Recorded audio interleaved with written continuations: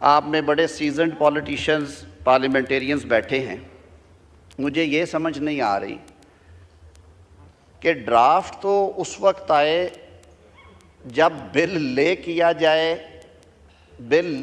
کیسے کیا جاتا ہے؟ اگر یہ حکومتی بل ہے تو سب سے پہلے حکومتی حلقوں میں مشاورت ہوتی ہے، اس کے بعد اس کو ایک ڈرافٹ بل کی شکل میں کابینہ کے سامنے لایا جاتا ہے، کابینہ اس کی اپروول دیتی ہے، اس کے بعد ایک cabinet committee for legislative cases ہے CCLC، میں خود اس کا کنوینر ہوں۔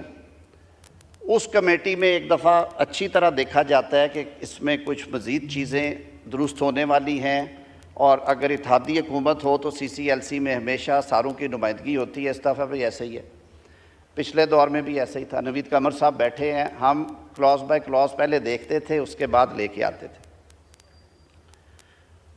پھر کیبنٹ کہتی ہے کہ جی اب اسے پارلیمنٹ میں لے جایا جائے، یہ حکومت کا اختیار ہے کہ اسے قومی اسمبلی میں لے کر انٹروڈیوس کروائے یا سینٹ میں کرائے، اس پہ اگر کسی کو اعتراض ہے تو میں جواب دہ ہوں۔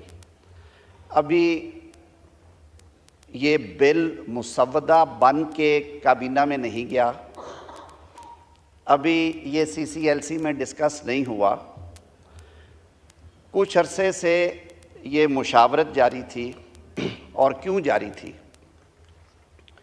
موجودہ انتخابات کے بعد جب حکومتی اتحاد تشکیل پا رہا تھا، راجہ پرویز اشرف صاحب، خورشید شاہ صاحب یہاں پہ موجود ہیں، تو پہلے 2 جماعتوں نے کمیٹیاں بنائی، پاکستان پیپلز پارٹی اور پاکستان مسلم لیگ نون نے، ہم انگیج رہے۔ پھر ہماری مشاورت متحدہ قومی موومنٹ سے ہوئی، پھر ہماری مشاورت IPP اور مسلم لیگ سے ہوئی، چودھری سالک صاحب موجود ہوں گے۔ ہماری انگیجمنٹ بلوچستان عوامی پارٹی سے ہوئی، ہماری انگیجمنٹ اعجاز الحق صاحب سے ہوئی، ہماری انگیجمنٹ ANP سے ہوئی، ہماری انگیجمنٹ ڈاکٹر مالک بلوچ صاحب سے ہوئی، اس سٹیج پہ مولانا فضل الرحمان سے بھی ہمارے رابطے ہوئے۔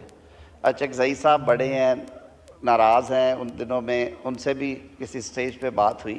یہ سیاست کا حسن ہے۔ حکومت جب بن رہی تھی، پیپلز پارٹی اور مسلم لیگ نون کی میٹنگز کے دوران جو ہمارے کچھ معاملات طے ہوئے، ان میں سے یہ بھی تھا کہ حکومت سازی کے بعد اولین فرصت میں جو چارٹر آف ڈیموکریسی کا انفنشڈ پارٹ ہے اس پہ کام کیا جائے گا۔ وہ کیا تھا؟ آئینی عدالت کا قیام۔ 19ویں ترمیم